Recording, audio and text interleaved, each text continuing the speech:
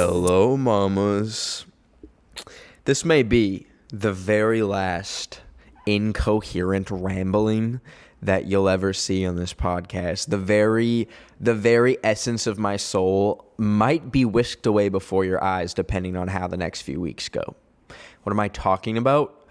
The big thing happened, y'all. I know y'all always comment it in the fucking comments, saying Ben of the Week has ADHD. And guess what? We got concrete fucking proof. Well, for something that I'm working on, I had to talk to a psychologist, and I didn't want to do it like in an office because I don't know how my health insurance works, and I don't think I can. I moved, and I don't think I can like do. I don't think it applies here, so I had to do like a fucking like a FaceTime call with a psychiatrist. In which my Spotify like started playing Blade in the middle of it. Like it like I had an AirPod in my pocket and I fucking pressed it and then it started playing Blade in the fucking call. But in 5 minutes flat, this random woman that I've never talked to, this was on like some BetterHelp shit, like a random person that I've never talked to diagnosed me with ADHD and then sent me a prescription for Adderall. It happened, y'all. Super Bowl fucking weekend for Drama Mama listeners. I might be medicated. Okay, so here's the thing. I haven't picked it up yet. I've never picked up medication because I've never fucking needed it because I'm perfect, because I'm the pinnacle of health. And I've never been to a pharmacy, like a CVS, unless it's to get like candy. So I haven't picked it up yet, but so this might be, so relish in this. Every time I go off course over the next 30, however long I'm going to yap for today about incoherent things, relish it, because this might be the very last time, because who knows what I'll be like medicated on Adderall. What I would look like with a clear brain. It might be scary. I might lose my sparkle. I might lose my fucking dull. And I'm also promising myself I'm not gonna take it. I'm not gonna keep taking it if I lose my fucking sparkle, because, well, not that I wouldn't say I have so much of a sparkle. It's more of like a when your iPhone like hits the sunlight and it like glares. That's what I have. But we're gonna use this last little bit of time together to ramble incoherently. The first thing I want to talk about is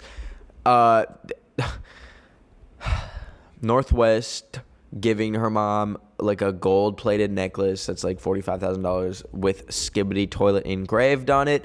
There are signs when societal collapse is near, and I believe this is one of them.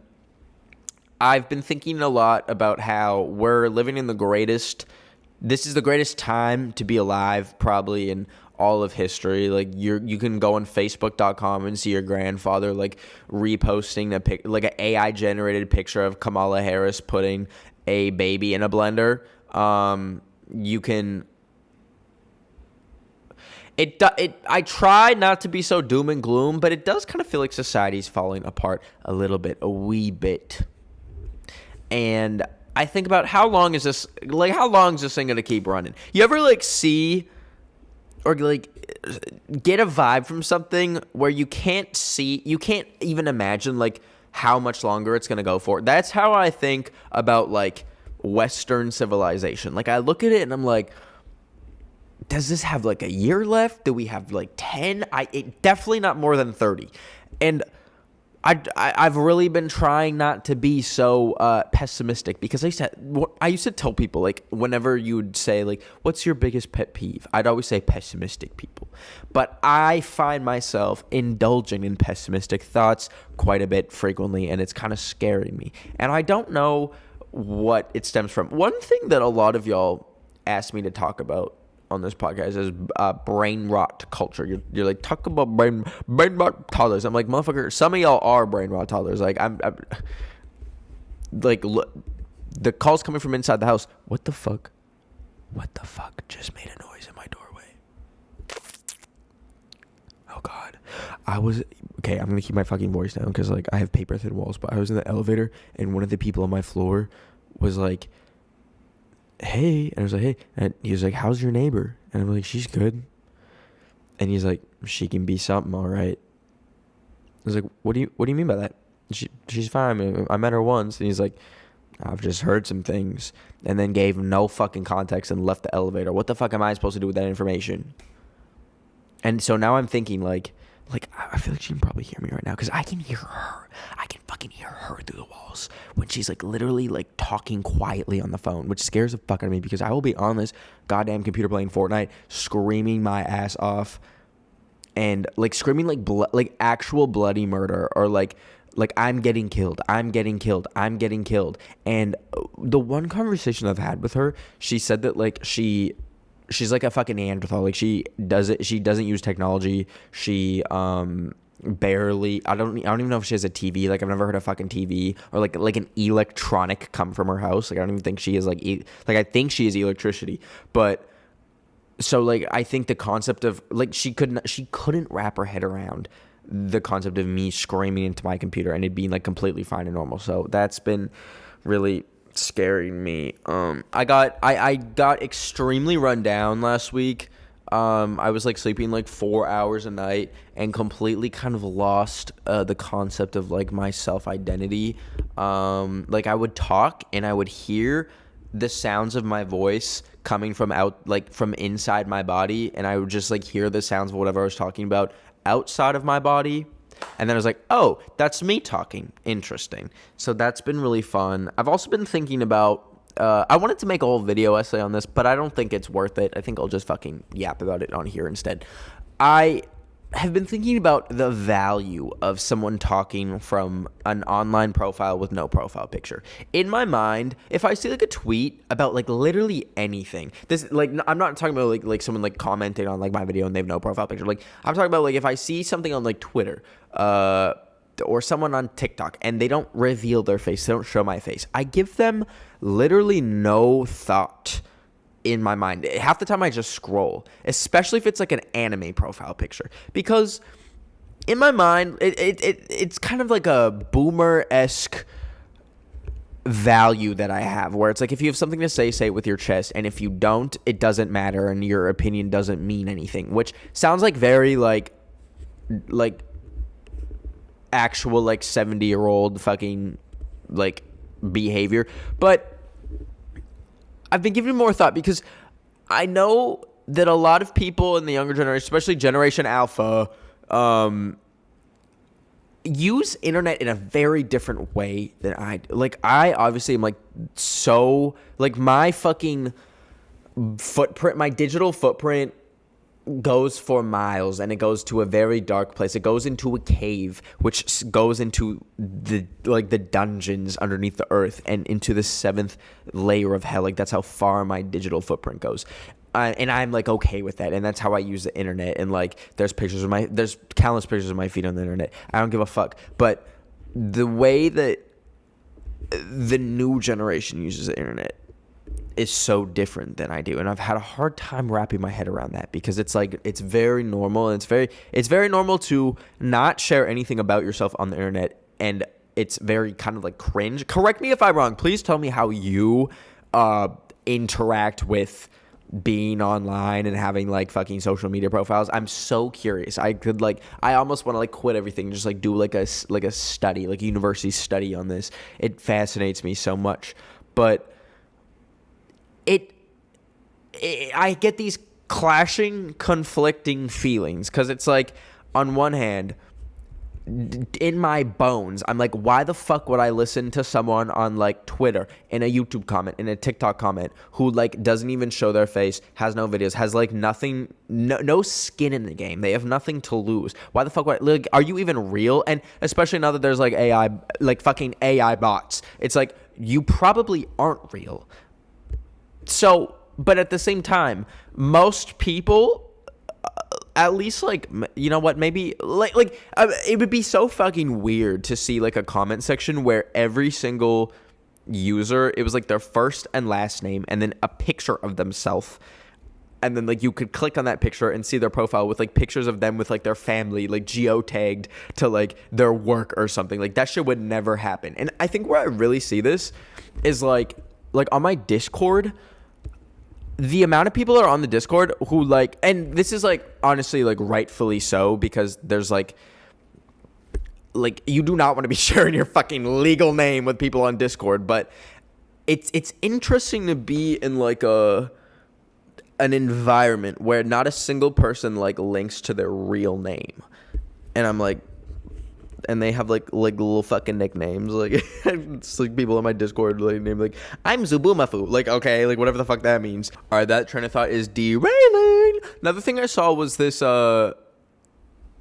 I'm not gonna say the name. I saw this TikToker who posted this video fucking bawling, talking about how she like has to use email, and she was like the email threads are so long and confusing, and she was like, I just had to touch a MacBook for the first time in years, and I was like, oh wow. Because I just found out that like one of my cousins just like started working in a fucking coal mine, and I was like, wow, whoa, like, whoa, like listen, fucking duh. There's privileged people and there's fucking not privileged people, duh. But it's just like. And all the comments were like other people like sympathize. Like there wasn't. Now listen, I was like, where are the hate comments? What the fuck? And then just like leaving like, you out of touch motherfucker. But like, I was like kind of shocked. I was like nobody thinks this is a little bit crazy to say, to cry over. And also, I love Gmail. I fucking love emails. May I also say, I remember when I was like younger, I used to get my dad to like forward me his work emails just so I could like have emails come in because it was like so fun. And I still to this day, I enjoy email. Like lock me up there with a fucking key. I love getting like an email, especially when it's like a fun email. Nothing like if I were to get good news in any form, I would always prefer it to be like an email. I don't want to get a text saying that like I won the lottery. I don't want to get like a call saying that I won like a free trip or something. I want that shit to be an email because then you get the little notification and it's like it's just more fun. And so I guess there was a little bit of me fighting against this girl crying online because she had to use email, because I was like, email is so amazing. Email is so fucking fun. Sorry that you can't see the whimsy in life. Sorry that you crying from your $2 million house is so hard. But then I started thinking, I was like, fuck, like if I played my cards wrong, I wonder if I would have been in that coal mine with my cousin too. Because now, mind you, my cousin's made some mistakes in life to be working in a coal mine. But I was not particularly the most brightest. I know I just yapped about like how like 2 out of 3 kids are like illiterate now, like functionally illiterate. Also, did I say that in this podcast episode? I recorded a whole podcast episode before this, but it was actually incomprehensible, so I just deleted it on my iPad. But yeah, so like when I quit, when I started YouTube, I was working at Bubblegum Shrimp Co. Edmonton, and I had been working there for like about a year or so. And I always think like I was doing TikTok for a little bit. So I had dropped out, and then I was out of college, and then I was only working at Bubblegum Shrimp Co. And I was like perfectly like fine. I was like, I mean, I wasn't making fucking bank at all. They gave me like 2 shifts a week because I was so bad at that job. Like they would tell me to like get out there and like sell to the customers. Like I worked in the fucking gift shop. So like after people would eat their shrimp meal, they would come into the gift shop because you had to like exit through the gift shop. And then I would be there and I would just like stand there on my phone, or I'd be like studying or something. But like the managers got pissed at me. They took away my fucking chair. They said like, you need to talk to customers and like sell them and like be like, hey, look, these shirts are on sale. And I never did that shit. So they scheduled me like literally 2 shifts. So I was not making a lot of money at Bubblegum Shrimp Co. But sometimes I think, but I was like complacent. It's interesting where in like a point of life when you're like comfortable, and it's like not good, but it's like I don't really want to like put in more effort to better my life than this. So like when I dropped out, I didn't have like anything going with like YouTube or TikTok or fucking like anything. So I was like gonna re-enroll in school in like a graphic design. I didn't know if I was gonna stay at that university or go to a different one. Actually, I think I was gonna go. So I was at McEwen University in Edmonton, which was like a community college fucking like 2 years before I went there. But then they switched to a university, which I guess you can just fucking do. You can just like identify as a university and then like charge more, which they did. And then, but then the year I started going there, I just realized I sound like that video of that person with like the fucking fur coat being like, so my father was a Jehovah's Witness and he started working at the bank and I was working there. I know I should have like a countdown ticker, like counting down to when I take my first Adderall pill. But oh my god, isn't this so fun? I can like make this like part of my identity and like never shut the fuck up about it. I can be like, having ADHD is so hard.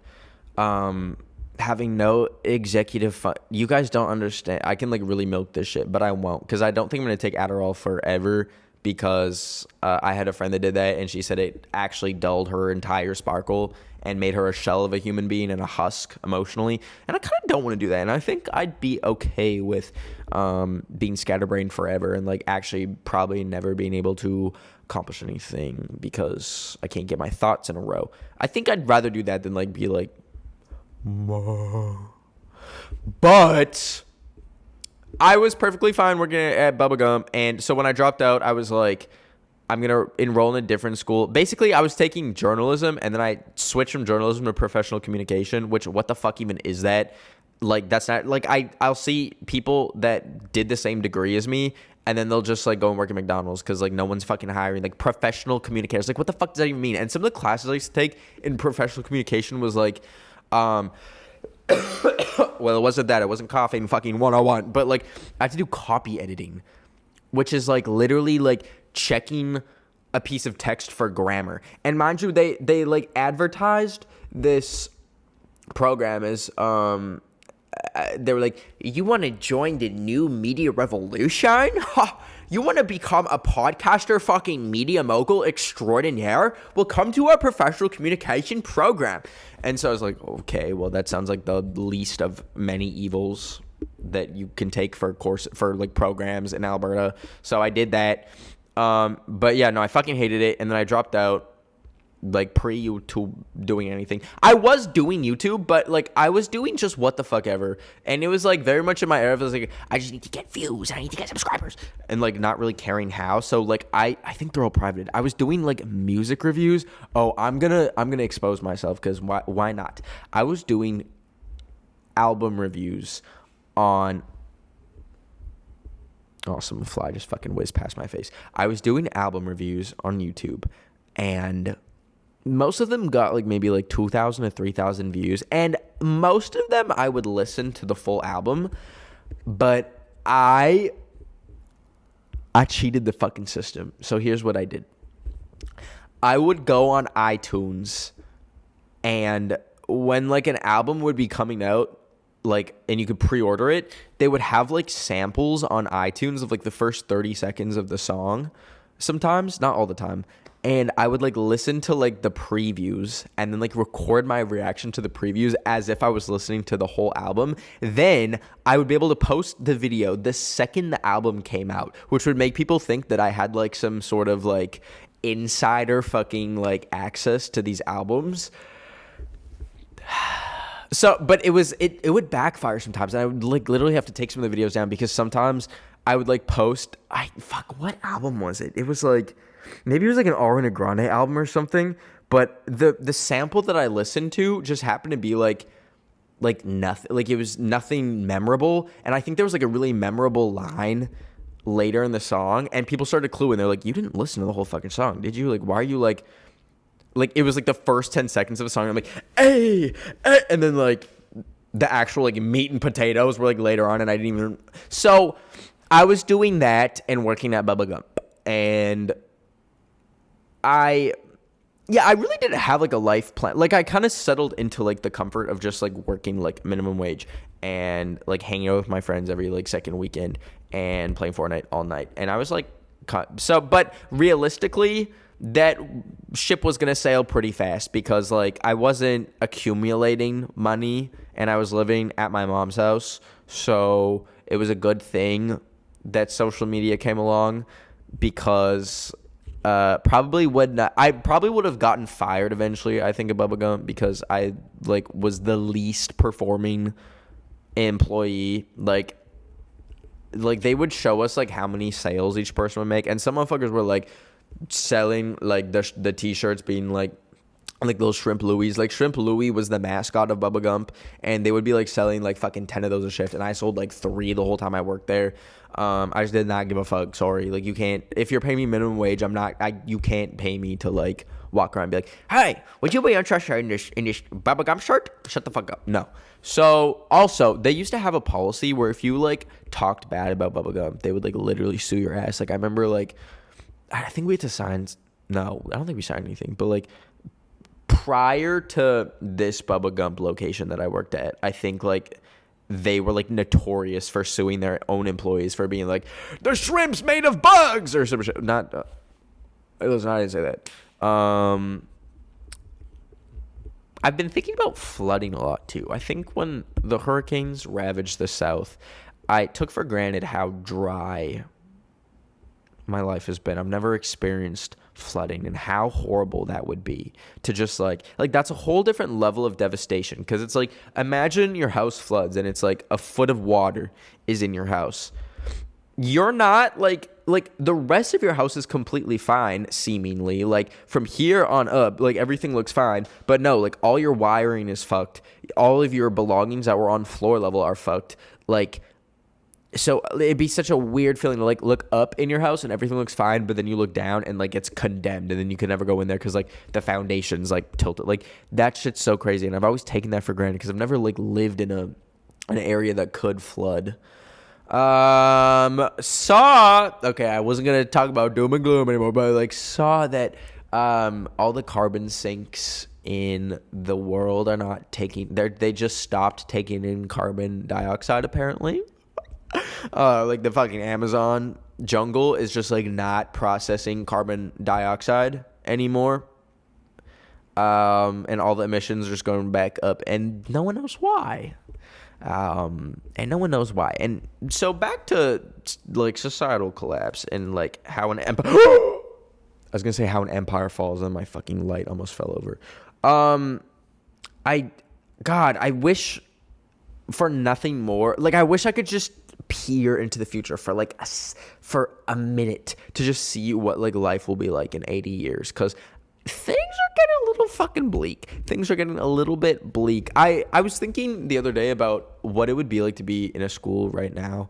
I feel like when I die, I'm gonna be like one of the last people to have had like a pretty much like one of the last standard school experiences. I never had ChatGPT. I dropped out before COVID. Like I was fucking raw dogging that shit. I was like reading I had nothing to fucking help me.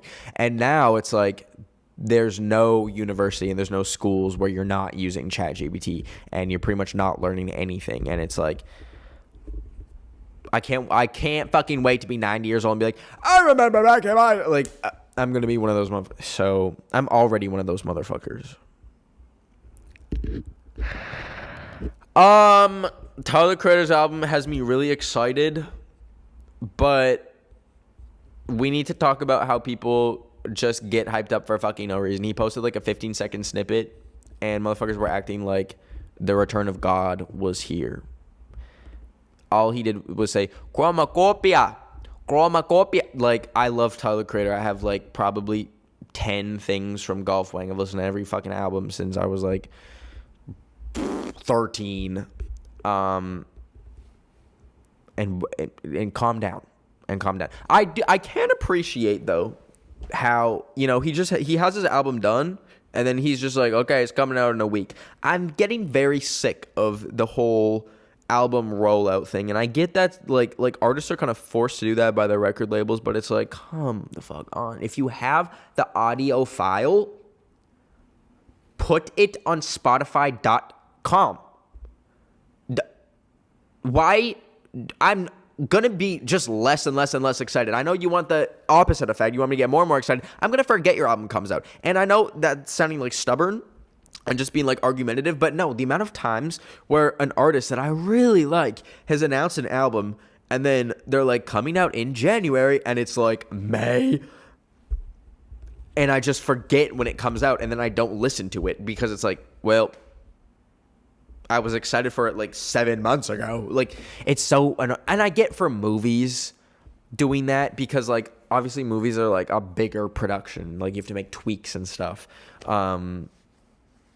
And like that requires like marketing because that show won't like always be in theaters. But it's like, it's music. Like you just listen to it and it doesn't take anything to put it on Spotify.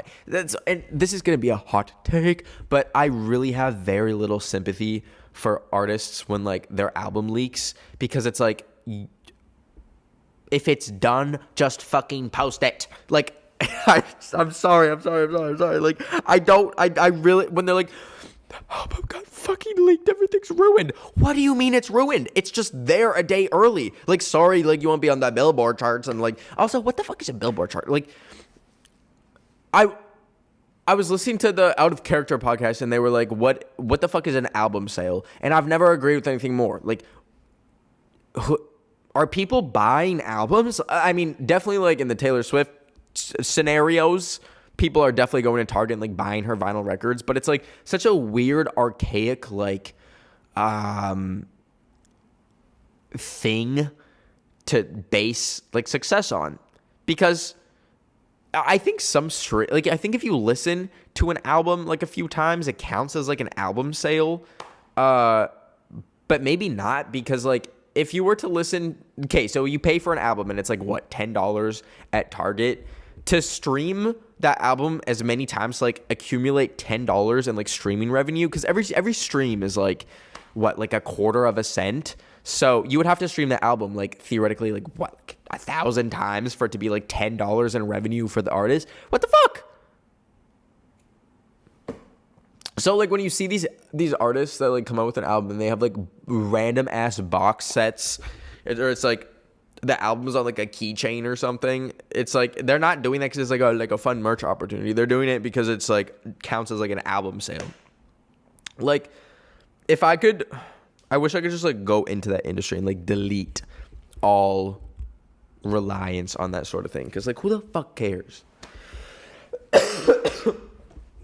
I went to London with my mom for literally 2 days and I felt like, it was fun, like the 2 days we had together, but I was like, why the fuck did I come here for such a short period of time? It was the only time. So I started acting classes a few weeks ago, and they're every Saturday. And like, I'm really trying to commit. I really struggle to like commit to things. And like, even in the back of my mind, I was like, I'm not going to go today. I'm going to quit. I'm not going to go. But I'm like really trying to hold myself to it. So like, I literally I would have stayed on in this trip longer, but I wanted to come back so I could do my acting class. So like I literally woke up. I had the most fucked up day. I woke up at like 4 a.m. London time. Got to the airport at 6 a.m. for my 7 a.m. flight. Flew to New York.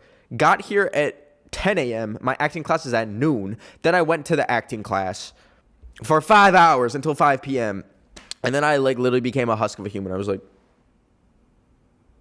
I don't know why the fuck I did that. I also am really, you know what? Maybe this is because I indulged myself by going and staying with nuns, but I'm feeling a lot of guilt recently. Like, I look at that, like, flight, and as much as I'm, like, glad to have had those 2 days with my mom and spending time with her, I'm like, I just flew across the fucking ocean, like, from North America and back for 48 hours in London. Like, when the climate trials happen, I will be strung up in the streets. I always hear people say, like, what is going to be the thing that's, like, what are we going to look back, what are we doing casually now that we're going to look back at in, like, 6 years and be like, oh, you are the fucking devil. Like, the same way, like, we have certain slurs that people would just, like, say freely, let's say, like, 20, 30 years ago, and now it's like, ah! I feel like the thing that's gonna like it's gonna be how we abused our planet, and like in some cases so like motherfuckers flying private jets. I can so see us like stringing them up in the streets in 40 years. But I've been feeling a lot of guilt because like I have this app that like logs my flights, and I'm like, holy fuck, it's like disgusting how much I've flown, and I like really actually feel sick about it. And like that's gonna be one of my like not even New Year's resolutions, because I'm starting that shit today, fucking winter arc. But I really like, it's gross. It's really fucking gross. What else can I like mope about? Well, you're gonna have to wait and see. It won't be next video, but it'll be the video after, I think, where you'll see me on Adderall. Oh, your worst fucking nightmare. Thanks for watching this. This will be the last incoherent rant ever, potentially. So imagine like next time you see me, I'm like planned to a T. I just like list the points that I'm trying to get across and like say them without stuttering. That would be actually really scary. But let's read this week's drama. Also, I should probably say that in the last episode, I think I called the Menendez brothers serial killers. Fuck, sorry. I didn't know anything about them. I kind of turned my brain off whenever people start talking about true crime. And I've had 4 people like try and explain that whole like Netflix show and that whole real life case to me. And I just turned my brain off too. So my apologies for calling them serial killers. I didn't know what the fuck I was talking about. I still don't know what the fuck I'm talking about. But this week's drama comes from @Vivian. If you want me to read your drama on a future episode of the Drama Mama podcast, comment it down below in the YouTube video version of this podcast. 1 or 2 fucking sentences. Because unlike me, who has a online psychiatrist that will prescribe Adderall and other SSRIs in 5 minutes flat, you need to find your own motherfucker. Okay, so my old Spanish teacher locked my friend in her classroom for 90 minutes and made him recite a prayer over and over in Spanish and called him Satan. She is now being charged with unlawful imprisonment, and my friend is now homeschooled because of trauma. Love the podcast.